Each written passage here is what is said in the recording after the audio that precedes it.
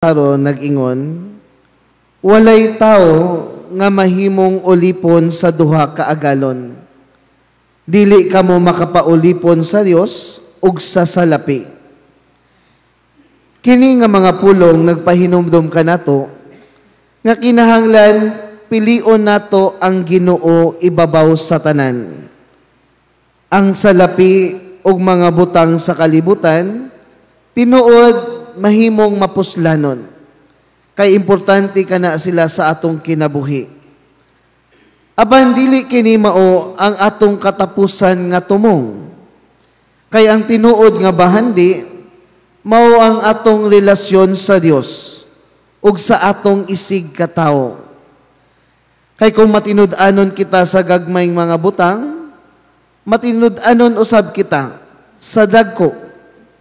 Mao kini ang giingon ni Jesus. Ang kasaligan sa gamay, kasaligan usab sa dagko. Ang atong tawag mao ang paggamit sa atong mga gasa o kabtangan para sa kaayuhan sa atong isig katawo. Dili lang alang sa atong kaugalingon.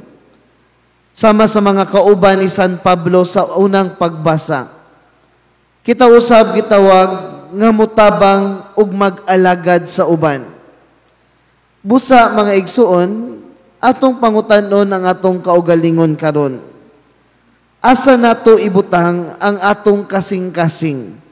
Sa Dios ba o sa salapi? Gigamit ba nato ang atong mga panalangin aron makatabang kita sa atong isig katawo?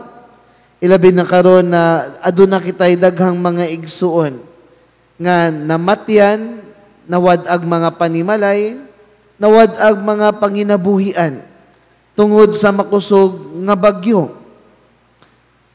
Matinud-anon ba kita bisan sa mga gagmayng mga butang?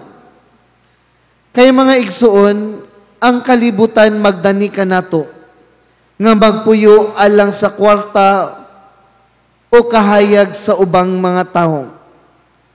Apan si Jesus nagtawag kanato nga magpuyo alang sa Ginoo. Sa pagpili sa Dios, makaplagan nato ang tinuod na kalipay ug kalinaw. Kay nasayod kita na ang Ginoo ang maghatag kanato og katagbawan og dili niining kalibutana.